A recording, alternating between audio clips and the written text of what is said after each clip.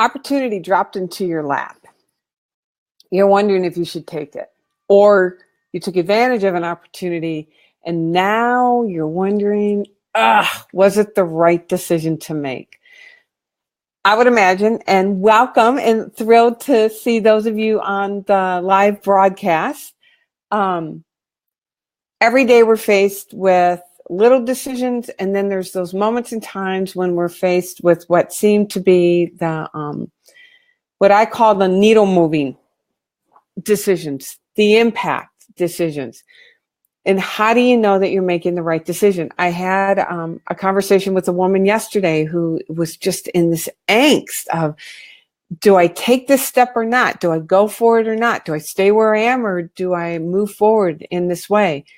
Well, today I want to give you 3 ways to make and confirm an empowered, bold decision. So if you're liking what you're hearing, drop little smiley faces and thumbs up in the comment sections. I'll be inviting you to share terms to really help you ground what you're hearing as we go through this training today. This is a training on decisions. And if you want to have a deeper conversation around what's bubbling up, what's percolating for you, my gift, let's look at what are the decisions that you're facing and what is a life-giving decision for you. Put the word decision in the comment section and my team will get you hooked up. I've got a couple of spots next week. This week's pretty robust because I'm speaking to this amazing group of women this weekend in Vegas. And then we're heading to Belize. Got a couple days home, and then we're heading to Belize. So in between that, let's get you on the calendar and have a conversation. So who am I? My name is Felicia Searcy, and it is my joy to be your partner in believing. I've had the honor of serving thousands of people's dreams around the world. Your dream is my passion. So today, as I was sharing, yesterday I was having a conversation with somebody who is not particularly thrilled with what they're doing and had an opportunity. In fact, there's a couple of opportunities, and she's weighing the opportunities. In fact, I've had several conversations like this recently. And what people typically do, here's the typical decision-making process. What people typically do is that they'll look at the opportunity and they'll weigh the pros and cons based on what may or may not be the risk. They'll look at what currently is happening in their life, and they go about it in a very logical way. I'm not saying to throw this out. And it's to understand the anatomy of a decision. When you think about this, think about how a decision is actually a declaration of your expectation. That when you make a decision for something, effectively you are declaring, this is what I expect going forward. And I'm making this decision because this is what I am now going to organize my life around. Whether we are conscious about our decisions or not, your decisions are what you organize your checkbook, you organize your calendar, you organize your activities. That when it's a solid, grounded decision, you're decided that there is no backing up. This then becomes the organizing element of your life. And effectively, you have said, this is what I expect. There's a great story, and I think I've shared this story before, about Michael Beckwith and a congregant. Reverend Dr. Michael Beckwith is the leader of the Agape International Spiritual Center in Culver City. And he has a major conference every year called Revelations. And there was a woman who went to him one day and said, I want to be a part of this. I want to go, but I've just never been able to afford it. Now, this was in January, and the conference was in April. And she's like, oh, Reverend Michael, could you please find your way. Is there some way that I can have a scholarship or volunteer to be able to go? And I love the response. So every single one of you, those of you who are watching this, I see Mary and I see Severina and Becky and Brian. I think I saw you on here and Rose Marie. Hear this, so think about that place in you that's wondering if you should go forward. And there's that part of you that says, oh my gosh, but if I do this, it's going to mean this. And really think about what is it that it's projecting in the future? What's the message you're sending about what you're expecting as a result of that decision? So Reverend Michael looked at this woman who said, I just, I can't afford it. It's January and here's April. And she said, I just can't see a way to do that. Reverend Michael literally put his hand on her shoulder and looked into her eyes and said, so you're telling me that as a divine daughter of the universe, in January, you're planning to be poor in April. Because think about that. The decision that I can't go because I know in April I won't be able to afford it. Listen to the message that gets transmitted, and you all hear me talk about how there is this field of intelligence that is responsive to the predominant thought that we are always transmitting and delivering to it. He says to her, so you're telling me that in January, as a divine daughter of the universe, you're planning to be poor in April. I suggest you get another plan. Now, the plan gets activated from the decision. Her decision was, I can't go because I can't afford it. Her plan then was to organize her life around that. Now, she had some other ideas. She said, could I volunteer? Is there a scholarship? So she was doing her research, but notice the energy in which she was doing it. The energy in which she made that decision and set that trajectory into motion was based on an identity of the woman who couldn't afford to do that the only way she could afford to do it, the only way that she could decide for it was if Reverend Michael stepped in and gave her these things. So think about for you, what's the message you're sending to the universe with your decisions? And I know, and I'm looking at this list of people that are on, and I know some of you, Becky, have made some remarkably bold decisions. And just because we make the decision doesn't mean that the facts are going to rearrange right away. So then it's a matter of trusting the voice that caused you to make the decision and acting according to your expectation before the facts basically get the information, before the facts get the memo that, hey, this is what you've decided for. So how do you, and so I don't know what happened with that woman. I never heard the follow-up to that story, whether or not she was able to cause herself to be the woman who knew who she was, one with supply, and work with ideas and see the opportunities that would allow her to go, or did she stay in that trajectory of, yeah, you just don't understand what my situation is. We all have a unique situation, right? And what I love about these laws, what I love about this infinite intelligence is that it really doesn't matter what the conditions are. It really does. The conditions are, it's not that they're immaterial on the human realm. I do not want to discount them. And at the same time, there is something so much more powerful at work, and there's a much higher, there is a higher authority at work in our lives.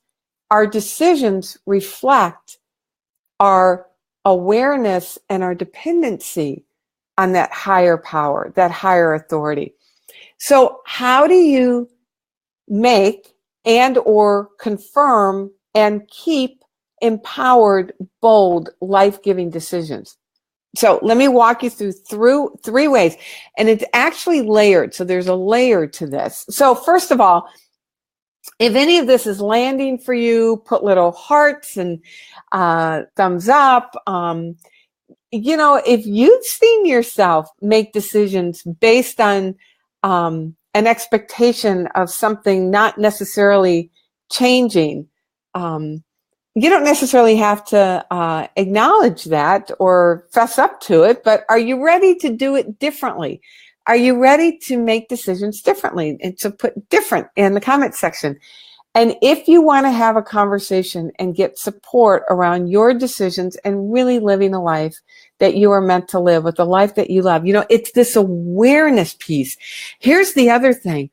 We can have all the information, but if we don't have the awareness of how to really activate that information, we just circle around in the same results and oftentimes in the same experience. So thumbs up, hearts, some acknowledgement that this is landing for you. So I know that this information is serving you. And if you want to have a conversation, put the word decision in the comment section and let's you and I pour energy on what's happening for you and what's a real empowered decision for you. All right, so layered. How do I know what is my empowered decision and how do I confirm my empowered decision? Number one, go back to your vision. Everything is informed by your vision.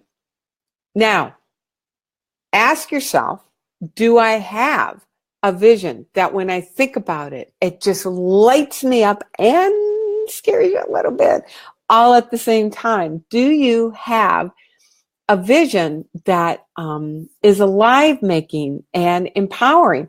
If not, then I encourage you to create a vision, an intentional vision. Right now, you are making decisions based on a vision. You can't turn it off. If you do not have an intentional vision that absolutely lights you up, you are making decisions based on your status quo vision. You're making decisions based on a vision that created your current life. As you do that, you will, it's, kind of like stating the obvious. If you make decisions based on your current vision, which is now creating your expectation of what you believe is going to happen in the future, you will continue to make and create the same kinds of things. People will tell me when they hear me speak, I believe that. I believe that. Mistaking inspiration and a moment of insight with real fundamental belief and change. You know that you fundamentally believe this, or you're putting on this new level of belief when you become willing to make decisions based on what you're hearing. And one of the powerful decisions that you can make are decisions that, number one, you're making a decision for a vision, that you have created something that you are absolutely in love with, and then you are in mind, and then you are allowing that vision to inform your decisions. So number one, go back to your vision. And if you don't have a vision that absolutely lights you up when you think about it, I'm going to encourage you to take the time and create it. Because again, you're running something anyway. And if you want some help with that, put decision in the comment section and absolutely I can help. And also I've got a meditation that if you don't have that, we can make sure that we get that to you. Just put the word meditation in the comment section, and we're not hooked up automatically for that to happen, but my team will make sure that you get that. So, but the thing that will trigger it will be, let's you and I have a conversation.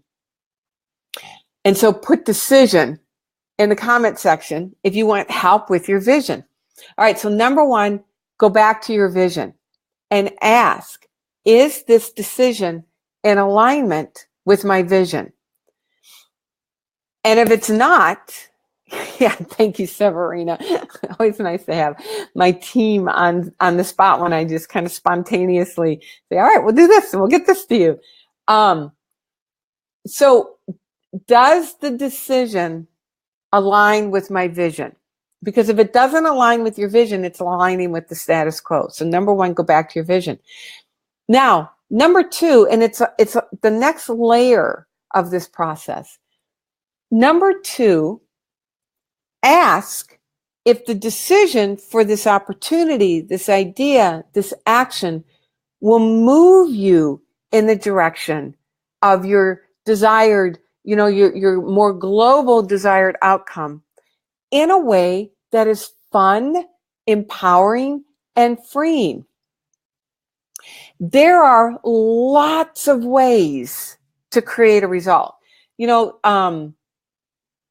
Friday, I had to think about what day is this. And Friday, I am getting on an airplane to fly to Las Vegas. Severine and I are getting on an airplane to fly to Las Vegas, where I am just so ignited, as actually 3 times throughout the weekend, I have an opportunity to speak to a group of 300 women that are coming in literally from around the world to deepen their relationship with their dreams and their aspirations, and particularly around their bodies. And so I'm going to get on an airplane. Now, I could choose to drive. I'm in LA. I could choose to drive. I could choose to walk. I could choose to ride my bike. I could choose to ride a horse. There are, and 50 years, 100 years, 10 years from now, there will be other choices that I could make about how I could get from LA to Las Vegas. What happens is that we get locked into thinking that there's only one way to do it. In fact, who was I talking to this morning? Oh, there was somebody who was sharing about a passion that they had as a kid. And, they got to a point where that passion just became a lot of work, and it began to feel a little isolating. And now that she's an adult and she thinks about going back to that passion, it's like, but I don't want everything that goes along with it. Oftentimes when we think about acting on an idea or an opportunity, you have preconceived ideas of what it's going to mean if you activate that. And it's usually based on past experience or somebody else's past experience. So I'm going to invite you to consider, what if there were other ways to activate the idea in a fun, more empowering way? So an idea drops in. That part of you that is so hooked into the status quo starts listing all the reasons why this idea won't work. And so you decline the decision. You decline the idea by saying no to it. I'm going to encourage you to challenge the part of you that wants to make decisions based on how you think it's going to be, particularly if it's hard, and to ask yourself, well, what if it didn't have to be this way? What if I could take this action, move on this opportunity in a way that was fun and empowering and life-giving? And I may not be able to exactly see what that looks like right now, but let me just put on that possibility for myself. So it's making a decision. So you're making a broader decision for your vision, and then making decisions for the ideas that drop in for you, and become willing to challenge that part of you that says, yeah, but that means it's got to be this way. 300 years ago, people wanted to get from Los Angeles to Vegas, and I am flying at LAX. I had to think, am I going out of Burbank or LAX? But it doesn't really matter. I'm flying from the LA basin to the Las Vegas desert on Friday. 300 years ago, the way to get on an airplane wasn't even in the vocabulary. That was the only way that they could see it. And, they, like 99.999% of the time, they said no to that opportunity. watch yourself back away from deciding for ideas because of the perception you have around the idea or what you have made it mean in terms of what's required from you, and how you may be dismissing really good ideas based on your limited awareness of what that idea means. And what if it didn't have to be that way? What if you really could activate that idea in an empowered, life-giving way? The way you do that is by making a decision for it and being in the question, yeah, but what if this could be easier? What if I really could act on this idea? Whatever it is, and every single one of you has something right now. Put a thumbs up in the comment section, whether you're listening to this live or watching the replay. If there has been an idea that dropped in and there was a part of you that sparked up, and then you said, oh God, but I don't know if I want to do it that way, that it's too hard or too much work or it's going to take too long. Somebody said this to me recently. Well, I know I need to be prepared for it to take a long time. What if it didn't have to? I mean, notice how we talk ourselves out of decisions for these ideas and opportunities that come to us because of the perception that you impose on it, and then you back away, or you're not sure.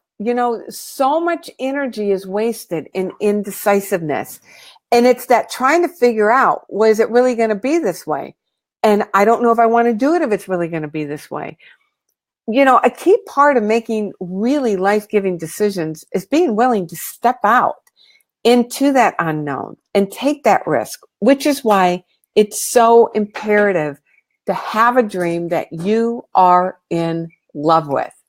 All right, so number one, go back to your vision. Number two, ask, if I make a decision for, yay, Cindy, I look for, I saw you somewhere on something last night. So I look forward for you and I to talk. You'll be next week. This week is deliciously robust. So before we take off for Belize, it will be next week. Is that right? Yeah, my days are all kind of melding together. Later next week and then into the following, because 2 weeks we're heading to Belize. So being willing to challenge the opinion you have around what you think it's going to take to act on an idea or an opportunity, and just be open to, but what if it didn't really have to be that way? What if I really could do it differently? And as you make a decision for something, it's really quite stunning how you really bring yourself into that state of awareness of being able to hear the ideas that then go along with how to activate that original idea. All right, so number one, your vision. Number two, asking the question, will this activity or action move me in the direction of that vision? And what if there were a way to do it in a life-giving, empowering way? What if I could activate this idea in a life-giving, empowering way? What could that potentially look like?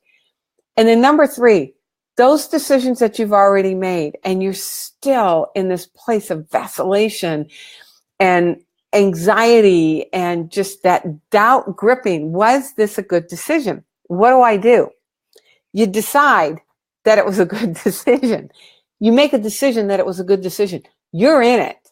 You're going with it. You're moving. And so you consciously say to yourself, this was a really good decision. And then you start listing all of the reasons why. You start paying attention to the reasons why it was a good decision. And then you start listening to the guidance that will keep moving you in that direction to show you how to make it an even better decision. Now, let me say this. This does not mean that you never change your mind. But what happens is people get into something. They make a decision. They feel that inspired insight. They come alive with their dream and with this action step to move them in the direction of their dream. And you leap and you're halfway down and you're trying to figure out how to scramble back to your starting point because the facts haven't gotten the memo yet. Things aren't moving the way that you necessarily want them to move. You're not seeing the results yet. And so you start questioning yourself. Was this a good decision? Did I make it, was I in a place of ego or irresponsibility or doubt or overconfidence? Whatever nonsense gets triggered in your head, you stare it down and you say, I am choosing for this to be a good decision. And you stay in it long enough to really be able to give it an opportunity to work. And you're in it full on. You're not backing up and saying, well, I don't know if this is a good decision. The minute you start doing that, now you're scattering your energy. There's a saying that says that the energy with the least diversity conducts the most energy. And when you think about, that a Wi-Fi signal and in my house, I have a router in my house that sends out a Wi-Fi signal.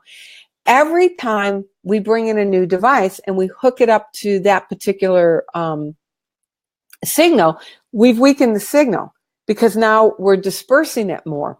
If you think about light, I have lights in this room. The lights that I have disperse the energy because I want the energy to spread out. But we can take that same light and cut away cancer cells because it's not diversifying out. It's staying laser focused. As you consciously choose to stay clear with your decision, stay solid, and you make a decision that it is a good decision, and give it an amount of time if you need to. I know a lot of times people will do like a 90-day experiment with things.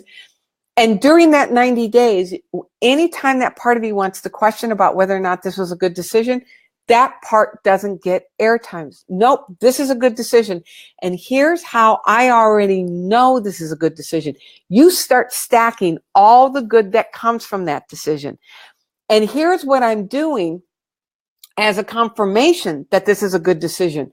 You bring your full self to that decision. You are dialing up the action, the attention, and the expectation. It goes back to your vision. The minute we start getting indecisive, you are now projecting a new expectation about whether or not you can really create your vision. So as you've made a decision, that's one of the reasons why that I have certain periods of time that people step in to work with me. And I know the most transformative amount of time is a year. And there are times that halfway through, people will call me and say, oh my God, I don't know that I can keep doing this. I don't know if it was a good decision.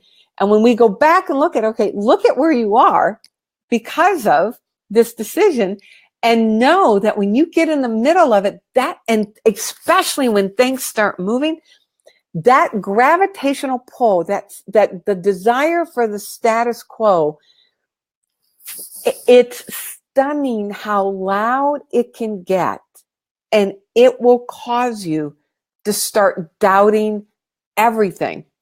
Now, even those times when the outcome was not to your preference, you decide that it was still a good decision, and you consciously work with it in a way that will cause you to entertain ideas that will allow you to transform what's happened into its next iteration of transformation and create the results in your life. All right, so if this is resonating, put a thumbs up, put a smiley face, put I decide for good. This is a good decision. Becky, you made really good decisions. Now claim those. And if you want to have a deeper conversation, if we're not already working together, if you want to have a deeper conversations about your dream and your decisions, put the word decisions in the comment section and we will get hooked up where you and I will have a conversation. All right, so recap. You are in this place of angst. I don't know if this is the right thing for me to do. I made this decision. I don't know if it was the right decision. What do I do? Number one, go back to your vision. Know that your vision will inform your decisions. Know that your decisions are declaring your expectation. Number 2, when an idea drops in, ask, will this move me in the direction of my dream? In an empowered way. And when an idea drops in and you have an opinion about what you think that idea really is going to take, and it's not fun, challenge the opinion and ask, yeah, but what if it could be in a much easier, more life-giving way? And number 3, as you make decisions and you're moving with them, and they may not be moving in a way that feels life-giving in the moment, make a decision that it was a good decision. Claim all the good from it. Claim the learning. Give it a time period. And at the end of that time period, really own the good that came from it, and ask, so what can I now do as I've harvested this good to now move my initiative, my desire, my dream forward even more? All right. So, and if you want to have a conversation, put decision in the comment section and we will talk. It has been my joy to be your partner in believing. My name is Felicia Searcy. I will be going live again next Tuesday, 12:15 Pacific time. I'm having to think. I'm going to be in Dallas on Tuesday, so it'll be 2:15 Central Time. And yes, I will be going live as I'm flying to Dallas to do some taping for a wisdom collection for nonprofits. But yes, so 12:15 next Tuesday, same time, same place. Be here, and know how much it is my joy to serve you in your dream and to help you make decisions that, as you act on those decisions and you set the trajectory with the expectation that this is what you are now creating in my life, that is in your life, that is my greatest joy. Your dream is my passion. Have a great rest of the day, everyone. Mwah.